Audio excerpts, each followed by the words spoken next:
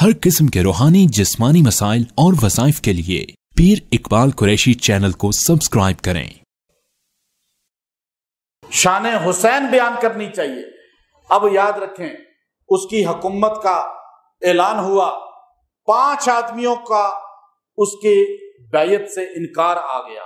عبداللہ ابن عباس، عبداللہ ابن عمر، عبداللہ ابن زبیر، انہوں نے کہا ہم نہیں کریں گے۔ حسین ابن علی، انہوں نے کہا ہم بیعت نہیں کریں گے۔ ان سب نے کہا ہم بیعت نہیں کریں گے، اور ہم بیعت سے ہٹ گئے۔ یہ لوگ 5 آدمی، عبداللہ ابن عباس بھی ہٹ گئے۔ اس نے کہا ان 5 آدمیوں کی طرف بندے بھیجے کہ آپ نے نرمی کے ساتھ ان کو قائل کرنا ہے۔ عبداللہ ابن عباس تو طائف چلے گئے، سائڈ پہ ہو گئے۔ عبداللہ ابن عمر بالکل خلوت نشین آدمی تھے، وہ بھی سائڈ پہ ہو گئے۔ عبداللہ ابن زبیر مکہ چلے گئے، اور حسین ابن علی نے بھی 3 شعبان کو مدینہ چھوڑا اہل البیت کے ساتھ اور ہجرت کی مکہ کی طرف۔ رستے میں محمد بن حنفیہ نے بھی روکا، لیکن آپ نے کہا کہ بھئی یہاں بیعت کے اثار نہیں ہیں، یہاں پہ مسائل پیدا ہو رہے ہیں، میں مکہ جا کے باقیوں کے ساتھ پناہ گزین ہو جاتا ہوں۔ مکہ میں آپ پہنچے، رمضان المبارک آپ نے مکہ میں گزارا، شوال آپ نے مکہ میں گزارا، ذی القعدہ آپ نے مکہ میں گزارا، ذی الحجہ آپ نے مکہ میں گزارا۔ جب ذی الحجہ کے شروع میں آپ نے احرام باندھا، اور احرام باندھ کر جب آپ حج کے لیے نکلنے لگے، احرام کی نیت حج کی کرنے لگے، تو آپ کے چند اہم جاسوسوں نے آپ کو بتایا کہ آپ کو شہید کرنے کے لیے خفیہ قاتل آ چکے ہیں، اور وہ حج کے دوران مجمع رش میں آپ کو زہریلا کوئی خنجر، کوئی نیزہ، کوئی ایسی چیز جیسے آپ کے والد شیر خدا علی المرتضیٰ کو، جیسے فاروق اعظم عمر بن خطاب رضی اللہ تعالی عنہ کو، یا آپ کے بھائی حضرت حسن ابن علی رضی اللہ تعالیٰ عنہ کو زہریلے خنجر کے ذریعے شہید کیا گیا۔ آپ کو بھی ایسے شہادت کا نوش جام پہنانا چاہتے ہیں، آپ یہاں سے کوچ کریں۔ آپ نے حج کے بجائے عمرے کا احرام کی نیت کی، اور آپ حج کے دنوں میں وہاں سے خطوں کے انبار آ چکے تھے، اور کوفہ شہر جو تھا یہ شیر خدا علی المرتضیٰ نے بنایا تھا، چونکہ یہ ایک چھاونی تھی، اور یہاں آپ اس لیے آئے کہ آپ نے اس کو ہیڈ کوارٹر بنایا، کیپٹل بنوایا، کہ یہاں سے ترکی نزدیک تھا، آپ یورپ کے اندر اسلام کی تبلیغ پہنچا سکتے تھے، یہاں سے شام نزدیک تھا، یہاں سے بیت المقدس نزدیک تھا، یہاں سے مصر نزدیک تھا، یہاں سے ایران نزدیک تھا، عراق نزدیک تھا، یہاں سے آپ یہاں ایشیا کے ان ملکوں کے اندر، بر صغیر کے اندر بھی اسلامی وفود بھیج سکتے تھے، افریقہ نزدیک تھا، آپ اس طرف بھی اپنے وفود بھیج سکتے تھے۔ آپ نے مڈ کو اپنا مرکز بنایا، وہاں پر جتنے لوگ رہنے والے تھے ان سب نے خطوط کی برمار کر دی۔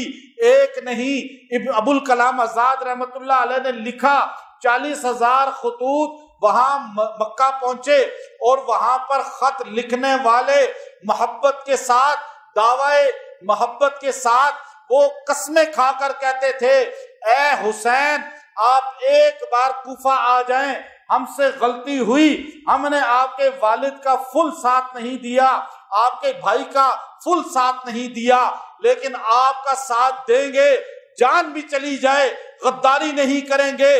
آپ نے ساروں کے خط جمع کرنے شروع کیے، 40,000 خطوط ابو الکلام آزاد لکھتے ہیں۔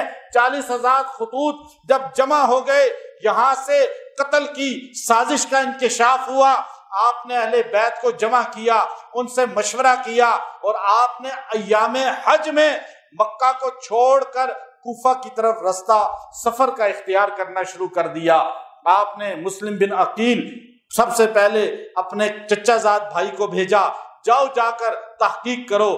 جب وہ کوفہ میں آئے، استقبال ہوا، او بھگت ہوئی، جم غفیر نے پھول پھینکے، نعرے حسینی لگائے، محبت کا اظہار کیا، لیکن نعمان ابن بشیر گورنر کوفہ ایک دم 2 دن بعد چینج ہو گیا۔ مسلم بن عقیل نے خط لکھ کر بھیجا اے حسین آ جائیں، سارے آپ کے ماننے والے ہیں، آپ کے چاہنے والے ہیں، آپ کے محبان ہیں۔ لیکن حسین وہاں سے چل پڑے، یہاں گورنر چینج ہو گیا، نیا گورنر آ گیا، اس کا نام ابن زیاد تھا، ظالم تھا، جابر تھا، قاتل تھا، اور حد درجے اہل بیت کا بے ادب گستاخ تھا، اور اس کو لگا دیا گیا۔ اس نے آتے ساتھ اعلان کیا جو مسلم بن عقیل کے ساتھ ملے گا، دفعہ 144 لگا دی۔ کون سی دفعہ لگا دی؟ ابھی لگی ہوئی ہے نا۔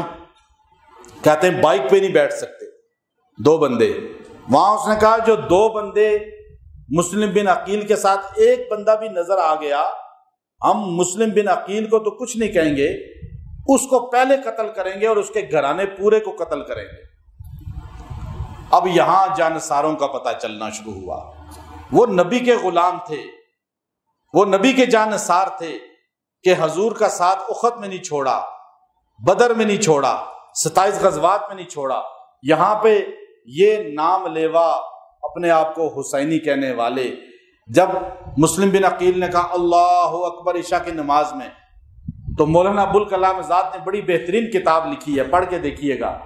آپ نے لکھا جب آپ نے کہا اللہ اکبر تو 40,000 کا مجمع پیچھے تھا، چونکہ اہل بیت کا اتنا عظیم بندہ، علی المرتضیٰ کے بڑے بھائی کا بیٹا مسلم بن عقیل، وہ آیا کوفے میں اور وہ امامت کر رہے ہیں، اور وہ جب اللہ اکبر انہوں نے کہا، 40,000 بندوں نے کیا کہا؟ اللہ اکبر۔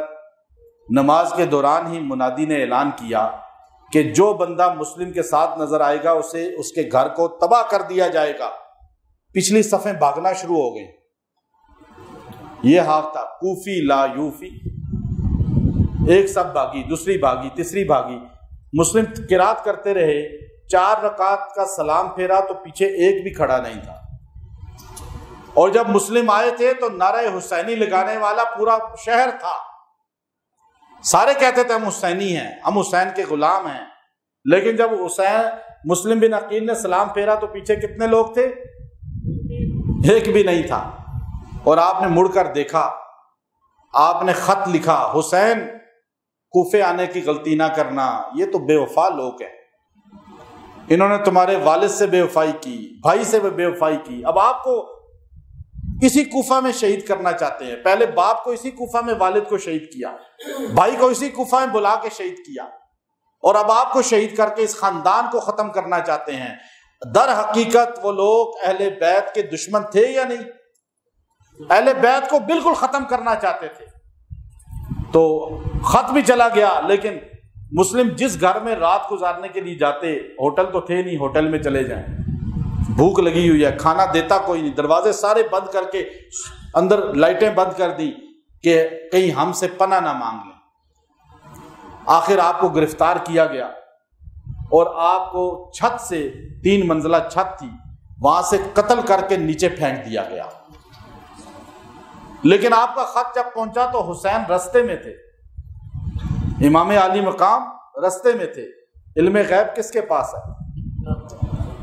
اگر حسین ابن علی کو پتا ہوتا کہ میرے ساتھ یہ ہوگا، وہ وہاں سے نکلتے؟ ہر بندے کو عقیدہ مضبوط رکھنا چاہیے۔ جب نبی کے نواسے کے پاس، کل اہل بیت کے پاس کل علم غیب نہیں ہے، تو آج گلی محلوں میں بیٹھنے والا کیسے دعویٰ کر سکتا ہے کہ میں آپ کو مستقبل کی خبریں بتا دیتا ہوں، میں آپ کو غیب کی خبریں بتا سکتا ہوں؟ جھوٹا ہے یہ آدمی۔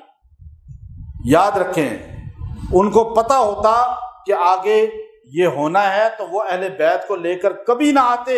کون موت کے منہ میں خود اپنے بچوں بیویوں کو جھونکتا ہے؟ آپ نے کہا اب بتاؤ کیا کریں، رستے میں خط ملا ہے۔ آل عقیل نے کہا ہم بدلہ لیں گے، آل جعفر نے کہا ہم بدلہ لیں گے۔ 23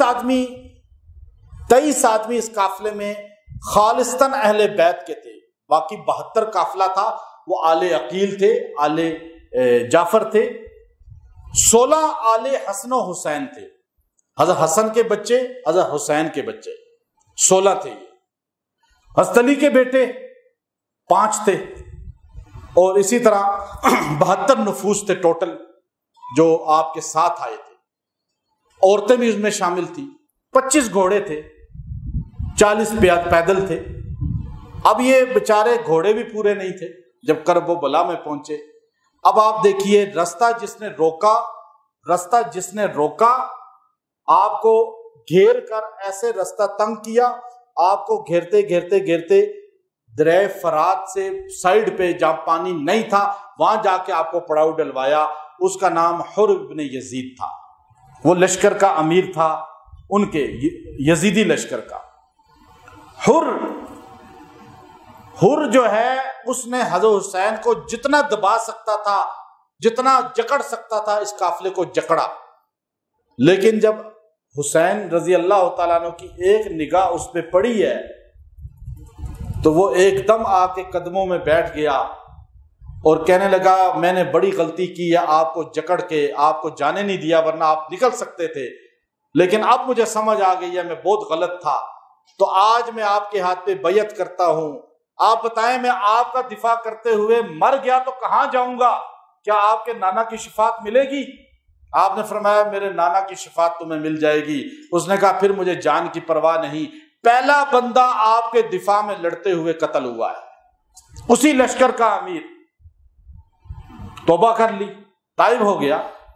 اب آپ پہ پانی بند 3 دن پانی بند رہا. 7 محرم 8 محرم 9 محرم پھر آپ کی طرف سے پہلا آدمی جو لڑنے کے لیے آگے نکلا ہے. اب ان کی طرف سے ایک بندہ آیا, سالم نام تھا, یسار نام تھا. دوسرا بندہ آیا آپ کی طرف سے ابن عمیر جو تھے, وہ ابن عمیر قلبی, وہ آپ کی طرف سے کیسے آئے تھے؟ حبشی تھے. ان کو کوفے میں پتا چلا کہ اہل بیت کا خاندان آیا ہے, ان کو گھیر لیا گیا ہے اور ان کو قتل کر دیا جائے گا, ان کا دفاع کرنا ہے. کوفے کے اندر سے یہ حبشی خاندان, حبشہ کا رہنے والا اکیلا نہیں نکلا. بیوی کو کہا کہ ان کی عورتیں بھی ہیں تم بھی چلو, بچوں سے کہا ان کے بچے بھی ہیں تم بھی چلو, حسین کا گھرانہ شہید ہو جائے اور ہم بچ جائیں, اللہ کے رسول کو کیا چہرہ دکھائیں گے. وہ حبشی بندہ جس کی کوئی خاندان کا نہیں پتا, اتنا اس کے کوئی نسب کا نہیں پتا, حبشہ افریقہ کا رہنے والا, وہ اپنی بیوی کو لے کر بچوں کو لے کر اس قافلے میں آ گیا. حضرت حسین سے کہا حسین میں پہلے آگے جاؤں گا, اس لیے کہ میرے سامنے آپ کے گھرانے پہ حملہ نہیں ہو سکتا. وہاں سے ایک آیا ہے, میں بھی اکیلا جاؤں گا. یہ آگے بڑھا, اس نے ان کا پہلا قتل سالم ہوا, اور یہاں سے پہلا حملہ کرنے والا ابن عمیر قلبی تھا. یہ محبت حسین میں آگے بڑھا, اس نے سالم کو قتل کیا. پھر آگے بڑھا, یسار آیا, اس کو قتل کیا. تو اس وقت یزیدیوں نے کہا کہ تم ایک ایک آگے بڑھو گے سارے مارے جاؤ گے, اس لیے کہ حسین کے ساتھ جو آئے ہیں وہ تو آئے ہی مرنے کے لیے ہیں. دیکھیں ان کو تو جان کی پرواہ ہی نہیں ہے, اور تم سارے بچنا چاہتے ہو. اس لیے اگر حسین اور اس کے خاندان کو ختم کرنا ہے تو یکبارگی حملہ کرو. پھر یہ سارے ٹوٹ پڑے. اس وقت ابن عمیر قلبی سب سے پہلے جو ہے یہاں سے لڑتے ہوئے اور زخمی ہوئے, لیکن شہید پھر بھی نہیں ہوئے. شہید جو ہے سب سے پہلے آپ کے قافلے میں مسلم نام کے, مسلم بن اوسج, ایک آپ کے بہت بڑے محب ہیں, وہ بھی ادھر سے ہی آئے تھے کوفہ سے. مسلم بن اوسج سب سے پہلے حسین ابن علی کے لیے رستے میں آئے, اپنا سینہ پیش کیا, لڑتے ہوئے 3-4 کو قتل کر کے خود شہید ہوئے. اب یہ 72 لوگ, وہ بعض روایات میں 30,000, ایک نے کہا 22,000, سب سے اقل 22,000 لکھی. 30,000 وہ, اور کتنے لوگوں کو مارنے آئے؟ 72.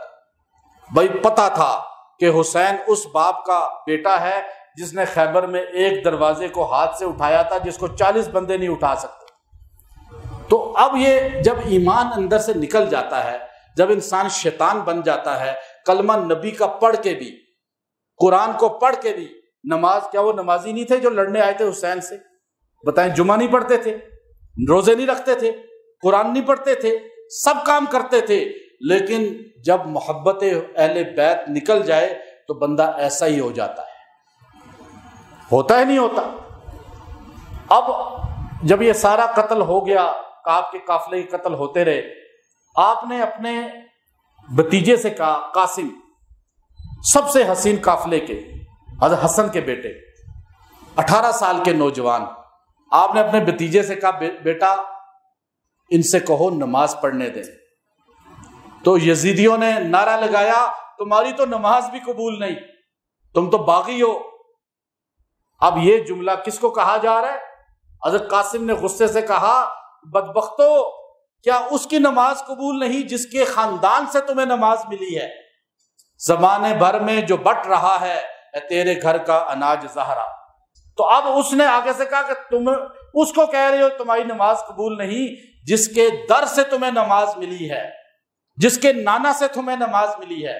اب اس وقت آپ کے گھرانے کو ایک ایک کر کے آپ کے پہلے باہر کے خاندان آل جعفر، پھر آل عقیل شہید ہوئے، پھر آپ کے بھائی عمر بن علی، عباس بن علی، ابو بکر بن علی، عثمان بن علی، یہ آپ کے بھائی تھے جو ازدلی کے بیٹے، یہ وہاں شہید ہوئے۔ پھر آل حسن شہید ہوئے۔ حضرت قاسم کو قتل کرنے والے خود رو پڑے، اتنا حسین نوجوان، لیکن ان کی گردن کاٹ دی گئی۔ پھر آل حسن کے بعد آخر میں آل حسین شہید ہوئے۔ آپ کا بیٹا علی اکبر، اب وہ چند سال کا تھا، 10-12 سال کا بھی نہیں تھا، وہ میدان میں گیا، اس کی بھی گردن کاٹ دی گئی۔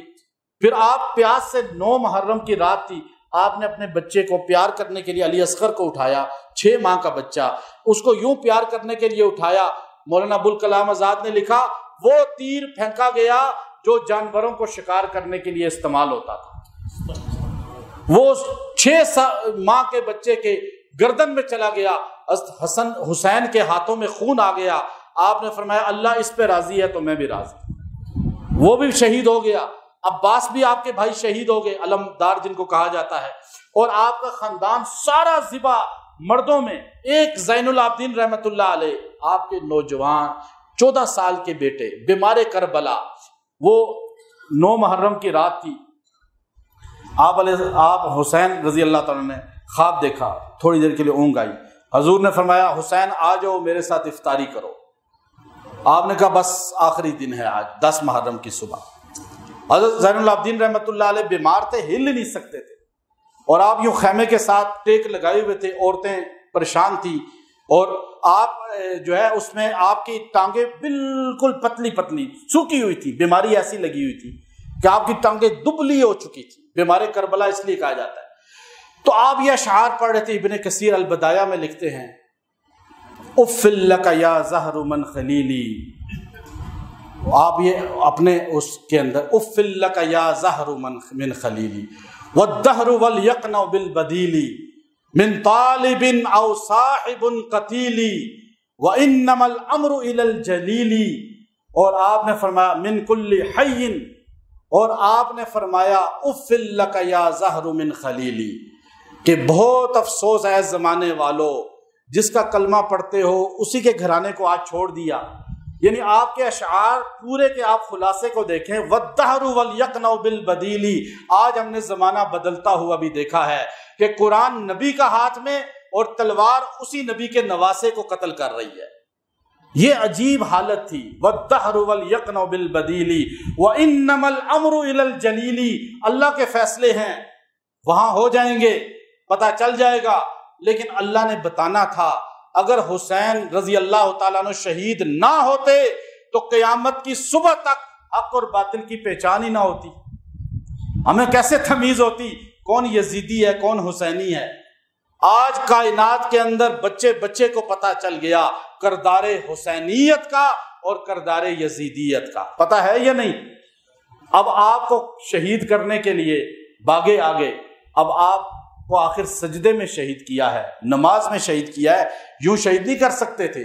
63 سال کا یہ نبی کا نواسا سجدے میں شہید ہو گیا، گردن کاٹ دی گئی۔ اب آپ حیران بات دیکھیے کہ ایک آگے بڑا ابن سعد، اس نے خیموں کو آگ لگا دی، دوسرے نے جو ہے خیمے لوٹ لیے، تیسرے نے جو ہے قافلے نے آ کر جو ہے لاشوں کو گردنیں کاٹ کے نیزوں پہ لٹکایا، 72 گردنیں یوں نیزوں پر تھیں، 72، اور گھوڑوں پہ بیٹھ کے جا رہے تھے، اور آل رسول کو پیدل بیڑیاں پہنائی ہوئی تھی، اور اس میں سکینہ بنت حسین، زینب بنت علی اور دیگر اہل بیت کے لوگ، اور یہ بیمار کربلا۔ اب وہاں سے جاتے ہوئے جب نیزوں پہ گھوڑوں پہ بیٹھے ہوئے ان قاتلوں کی گردنیں سارے اہل بیت، اور 6 سال کے علی اصغر کی بھی گردن، حسین ابن علی کی بھی گردن، آل حسن کی بھی گردنیں، آل جعفر کی بھی، اہل بیت تو سارا ختم ہو گیا۔ اللہ نے بچا لیا بیمار کربلا کو، وہاں سے نسل چلی ہے امام زین العابدین رحمۃ اللہ علیہ سے۔ تو اس وقت جب یہ لٹا ہوا قافلہ اس طرح گرفتار جا رہا تھا تو گردنیں اس طرح اور پانی لاشوں پہ بہا دیا گیا تھا، تو اس وقت حضرت زینب رضی اللہ تعالی عنہا نے گزرتے ہوئے یہ اشعار کہے جو امام ذہبی رحمۃ اللہ علیہ لائے۔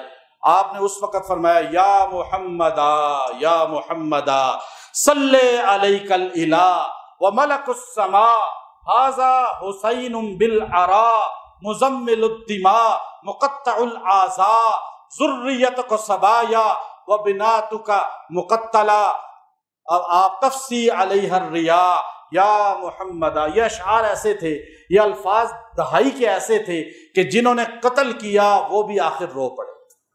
آپ نے فرمایا یا محمد، اے محمد عربی صلی اللہ علیہ وسلم، صلی علیک الالہ، آپ پر اللہ کا سلام ہو، وملک السماء، آپ پر آسمان کے فرشتوں کا سلام ہو، ھذا حسین بالعراء، آج اپنے حسین کو وہ دیکھیے۔ آپ نے اشارہ اس میدان کی طرف کیا جہاں آپ کے جسم کو مسل دیا گیا تھا، گھوڑے دوڑا دیے گئے تھے، اہل بیت کی لاشوں پہ گھوڑے دوڑا دیے گئے تھے، اور آپ نے فرمایا ھذا حسین بالعراء، دیکھیے آپ کا حسین آج کس طرح گرا پڑا ہے، مقطع الاعضاء، جسم کے اعضاء کاٹ دیے گئے ہیں، مزمل الدماء، اور خون کی چادر پہنا دی گئی ہے۔ یہ بارات جا رہی ہے آپ کے حسین کی، گویا کہ اس کو بارات کے ساتھ تشبیہ دی، نیزوں پہ سر لٹکے ہوئے تھے اہل بیت کے۔ فرمایا مزمل الدماء مقطع الاعضاء ذریتک صبایا، ان جانوروں نے آپ کے اہل بیت کے ساتھ کیا کیا ہے، اور آپ کی بیٹیوں کو کس طرح بازاروں سے گزارا جا رہا ہے۔ تفسی علیہ الریاح، یہ ہوائیں آپ تک پیغام پہنچا دیں گی، یہ سارا پیغام آپ تک پہنچ جائے گا۔ اب آپ دیکھیے کہ اہل بیت جب چلے ہیں اور پھر وہاں پہنچے ہیں، اس خبیث یزید نے باہر ان کو کئی گھنٹے انتظار کرایا محل کے باہر، وہ جگہ آج بھی دیکھنے کے لائق ہے۔ اور پھر اس کے بعد پہلے ابن زیاد کے دربار میں جب اسے چھڑی ماری تو انس ابن مالک نے کہا بدبخت، حضرت حسین کے ہونٹوں سے چھڑی ہٹا، میں نے حضور کے لب یہاں لگتے دیکھے ہیں۔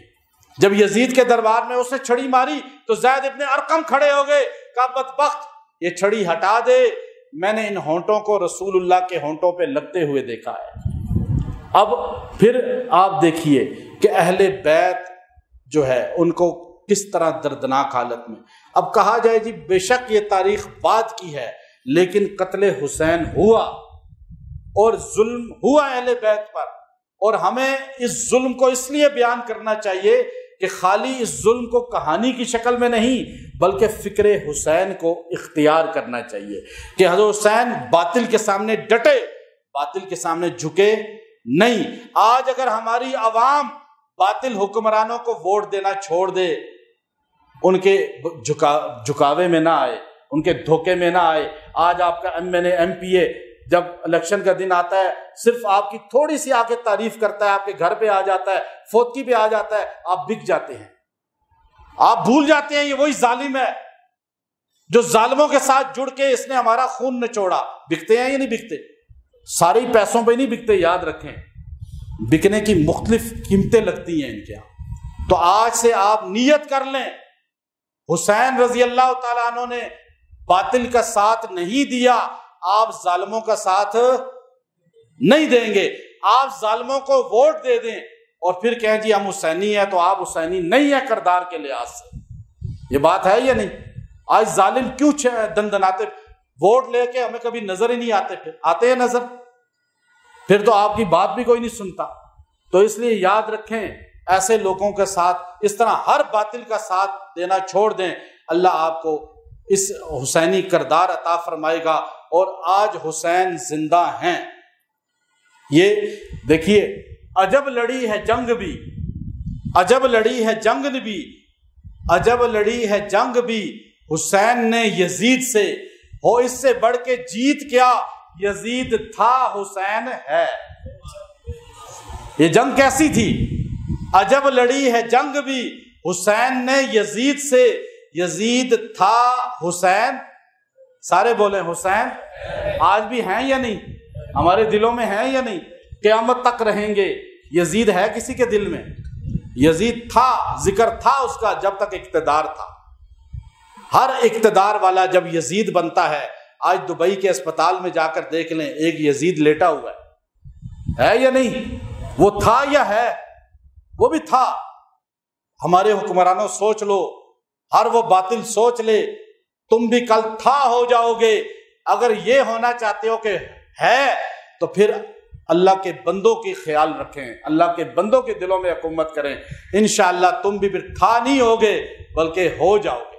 محرم الحرام کے ماہ مقدس میں نواسۂ رسول، جگر گوشہ بطول، اہل ایمان کی آنکھوں کی رونق، ٹھنڈک، نبی صلی اللہ علیہ وسلم کی سب سے محبوب متاع اور آپ کی گھرانے کے چشم و چراغ، آل رسول، اہل بیت رسول، نوجوانان جنت کے سردار حضرت سیدنا حسین ابن علی رضی اللہ تعالی عنہ کی مظلومانہ شہادت ہے۔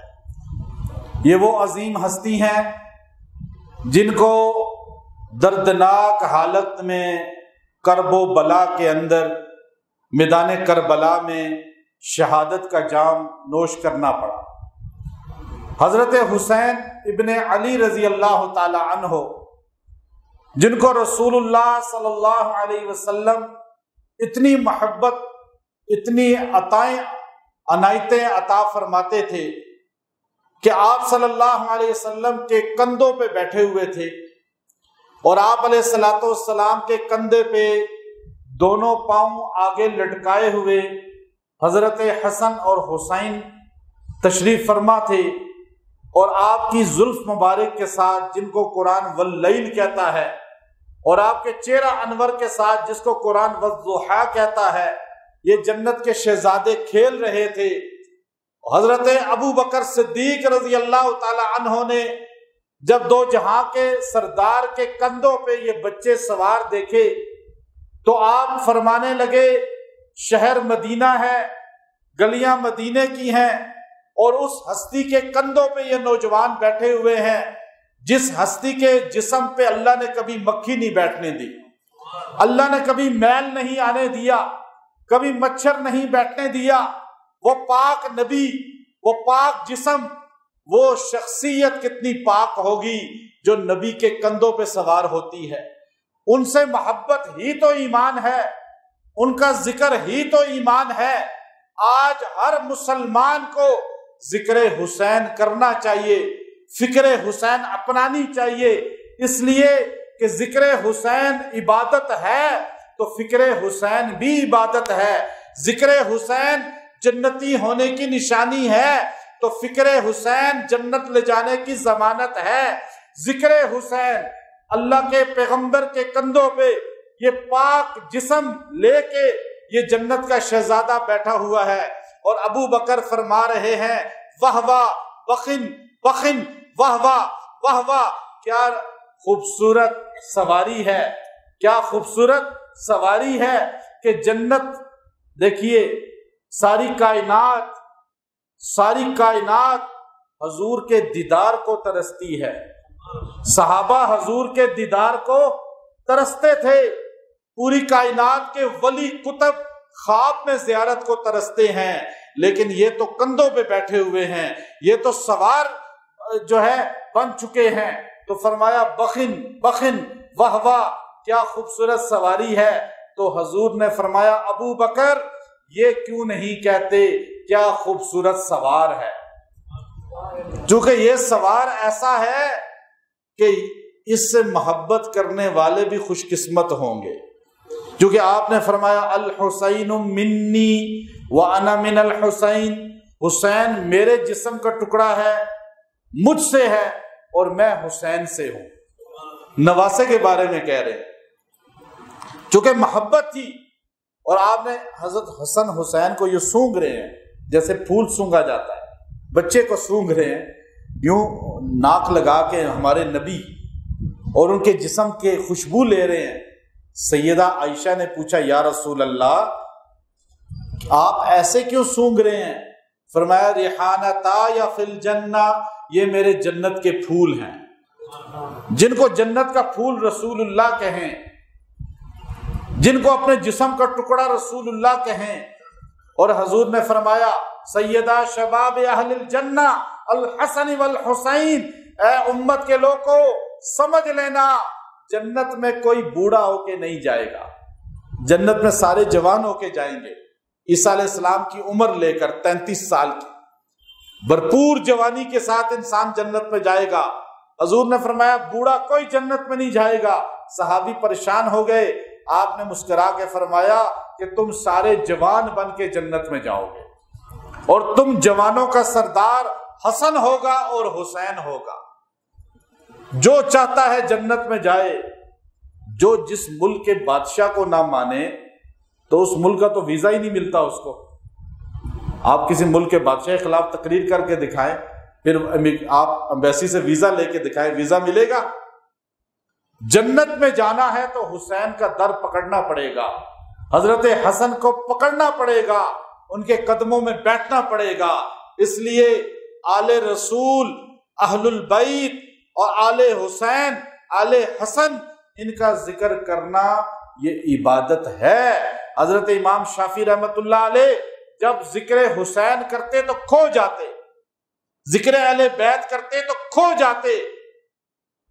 کچھ لوگوں نے اعتراض کرتے ہوئے کہا کہ امام شافعی آپ تو رافضی ہو گئے ہیں کہ آپ کھو کر اہل بیت کی شان کو بیان کرتے ہیں، آپ کھو جاتے ہیں اہل بیت کی شان میں، اور ایسے بیان کرتے ہیں کہ ہمارے مسلمان حیران ہو جاتے ہیں کہ کہیں آپ رفض کی طرف تو نہیں چلے گئے۔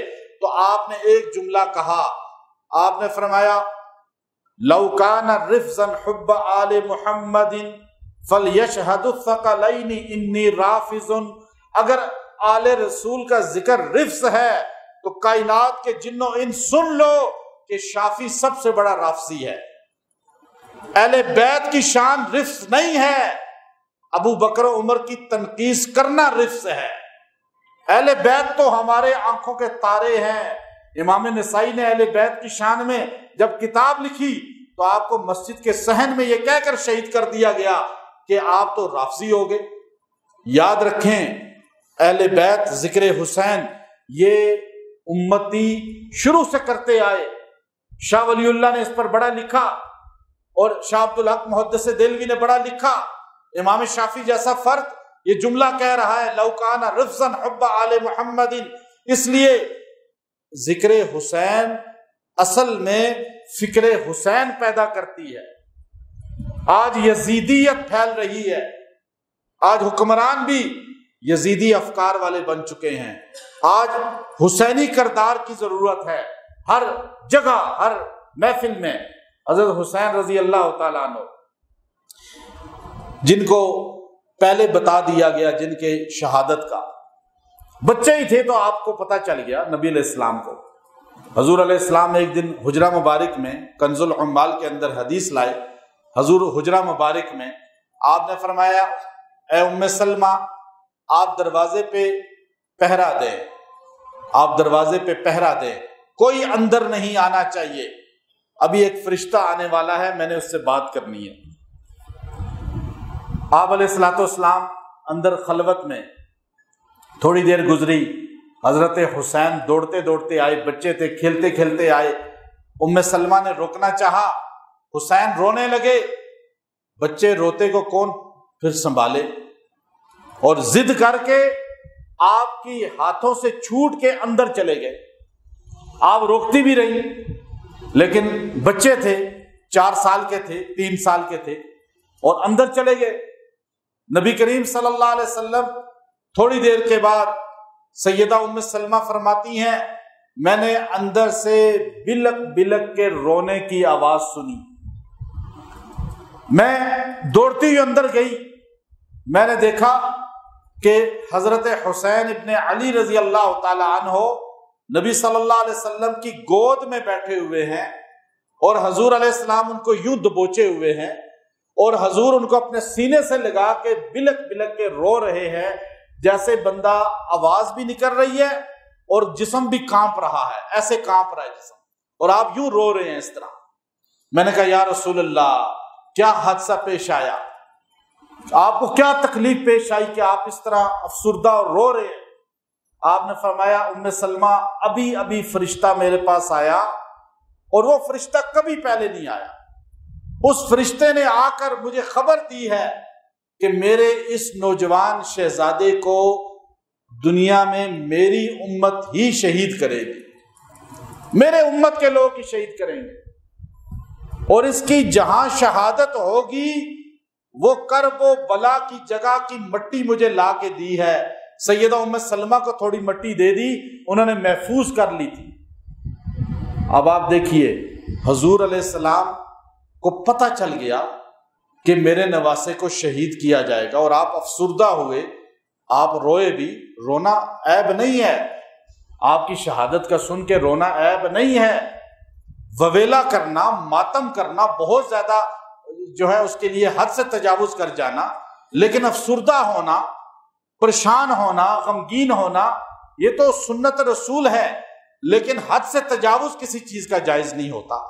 اب آپ علیہ الصلوۃ والسلام نے یہ جملہ ارشاد فرمایا، آپ دیکھیں اہل بیت ہیں، اہل بیت ہیں، حضور کی گود میں بیٹھ کر پرورش پانے والے ہیں، کوئی کافر شہید نہیں کرے گا، دنیا کفر شہید نہیں کرے گی۔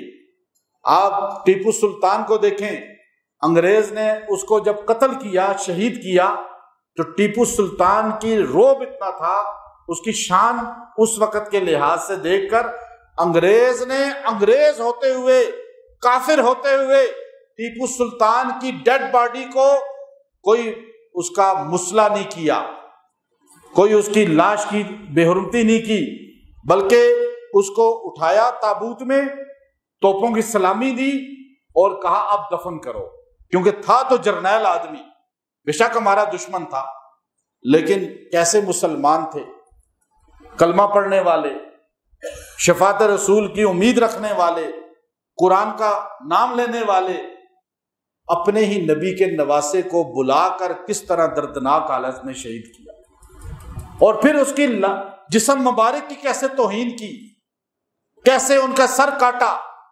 تو حضور علیہ السلام کو سب کچھ بتا دیا گیا، پہلے پتہ چل گیا، لیکن آپ نے کوئی اس کے لیے لوگوں کو نہیں بتایا کہ یہ میرے نواسے کے قاتل ہوں گے، ان کو پہلے سے ہی ختم کر دو، چونکہ آپ نے امت کے لیے ایک میسج چھوڑنا تھا، امت کو پتہ چل جائے کہ جب کوئی باطل کھڑا ہوتا ہے تو اس کے سامنے جھکنا یہ آل رسول کا کردار نہیں ہے، یہ حسینی کردار نہیں ہے، کمپرومائز کر لینا، پیسوں کے لیے بک جانا، اپنی جو ہے ذاتیات کے لیے سودا کر دینا۔ آج ہمارے ایم پی اے ایم این اے بک جاتے ہیں، ہمارے سے ووٹ لے کر اپنے مفاد کے لیے ہمیں بیچ دیتے ہیں، ہمارے لیڈر بیچ دیتے ہیں، ہم جن کے پیچھے چل رہے ہوتے ہیں آگے وہ بک چکے ہوتے ہیں۔ یہ حسینی کردار نہیں ہے، کفر کے آگے گھٹنے ٹیک دینا، نہیں بکے حسینی بنے تو آج پڑوس میں بیٹھے ہوئے عزت ملی یا نہیں ملی، ہمارے پڑوسی ملک کو ملی یا نہیں ملی؟ حسینی بنے نا، یزید کے سامنے جھکے نہیں جھکے، اور ہم جھکے تو آج پست ہیں، آج غربت میں ہیں، آج ہم سے چھوٹے ملک آگے ہیں اور ہم پیچھے ہیں۔ حضور علیہ السلام جن کی پیدائش پہ خوش ہوئے، آپ دیکھیے حضرت علی جہادی آدمی تھے، مجاہد آدمی تھے، جنگ و جدل میں رہتے تھے، حضور علیہ السلام کے ہر وقت ساتھ رہتے تھے، باڈی گارڈ بن کے رہتے تھے، حضور علیہ السلام کی حفاظت کرتے تھے، قرآن کی حفاظت کرتے تھے، اسلام کی حفاظت کرتے تھے۔ آپ کا بچہ پیدا ہوا پہلا، تو آپ نے خوشی سے فرمایا فاطمہ میں بھی جہادی آدمی ہوں، میدان کارزار کا ہوں، میں نے اللہ کے راستے میں ساری زندگی گزاری ہے، میرا بیٹا بھی اللہ کے دین کے لیے جہاد کرے گا، اس کا نام حرب ہوگا، جنگ کرنے والا۔ حضور نے پوچھا گھر آ کر بچے کا نام کیا رکھا ہے؟ یا رسول اللہ حرب ہے۔ کہا حرب نہیں، اس کا نام یہ تو خوبصورت ہے، حسن ہے، یہ پہلے حسن نام کسی کا رکھا ہی نہیں گیا۔ حضور نے بوسہ دیا، گھٹی ڈالی، آپ نے زبان مبارک، تھوک مبارک ان کے منہ میں، آپ نے فرمایا یہ تو حسن ہے، حضرت علی نے نام چینج کر دیا۔ دوسرا بیٹا ہوا، حضرت علی نے پھر نام حرب رکھ دیا، لیکن حضور آئے، حضور نے فرمایا بہت پیارا بچہ ہے، نام کیا ہے؟ فرمایا حرب۔ یا رسول اللہ اس کا نام تو آپ نے چینج کر دیا تھا، آپ کی محبت میں ہم نے رکھ لیا، اب اس کا نام میں نے سوچا ہے حرب ہوگا۔ کہا نہیں نہیں، یہ تو حسین ہے، الحسین منی وانا من الحسین، یہ مجھ سے ہے میں اس سے ہوں۔ پھر نام چینج ہو گیا۔ اب حضور علیہ الصلوۃ والسلام کو دیکھیے کہ حضور خطبہ دیتے تھے، خطبہ کے دوران بولنا جائز نہیں ہے، حرکت جائز نہیں ہے۔ جب عربی کا خطبہ شروع ہو جائے، بعض نے کہا کہ یہ اردو والا بھی خطبہ شروع ہو جائے بیان، بعض نے کہا نہیں عربی کا خطبہ، تو حضور خطبہ دے رہے تھے تو کچھ بولنے کی اجازت نہیں، لیکن جب حسین گھر سے آتے تھے گرتے گرتے تو حضور علیہ الصلوۃ والسلام خطبہ چھوڑ کے آگے بڑھ گئے اور جا کے حسین کو ایک دم اٹھایا اور اپنے ہاتھوں میں اٹھا کر خطبہ دیتے ہوئے فرمایا لوگو انما اموالکم و اولادکم فتنہ، یہ اولاد بھی تو آزمائش ہے نا۔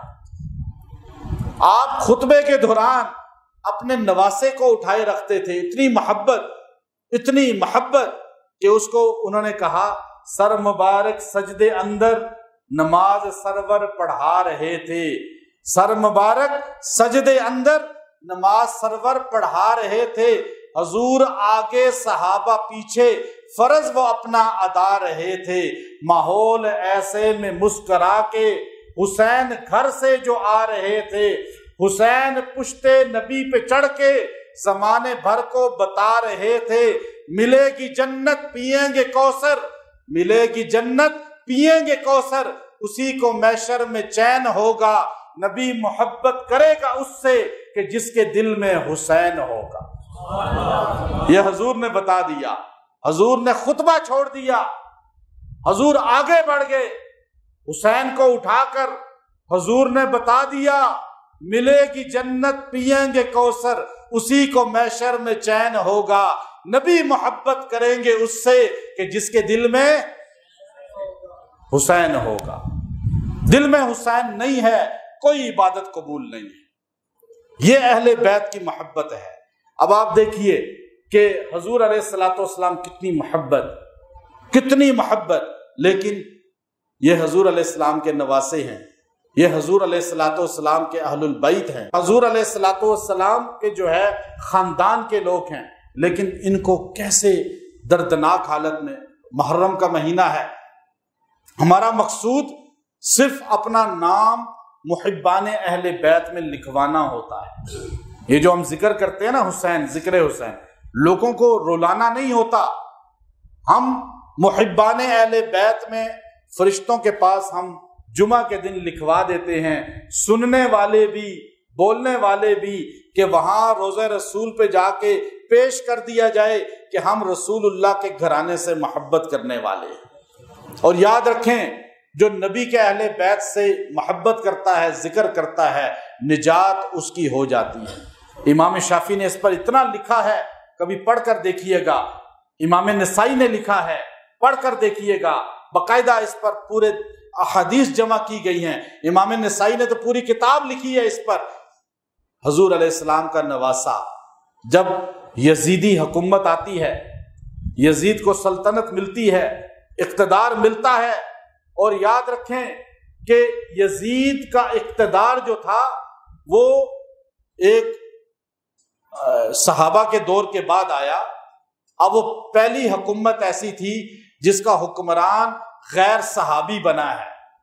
کوئی مسلمان کبھی سوچ بھی نہیں سکتا کہ وہ دفاع یزید کرے گا، کیونکہ دفاع یزید یہ ایک تو انسان کی اپنی عاقبت تباہ کر دیتا ہے، دوسرا نہ اس کی کوئی حیثیت ہے، نہ وہ صحابی ہے، نہ تابعی ہے، نہ تبع تابعی ہے۔ تابعی ہونے کے لیے صحابہ کی اتباع لازمی ہے، اس نے نہیں کی، اس لیے کبھی امت نے اس کو تابعی یا تبع تابعی کی فہرست میں شامل نہیں کیا۔ تو اس لیے مسلمانوں کو دفاع یزید کرنے کے بجائے ذکر حسین کرنا چاہیے۔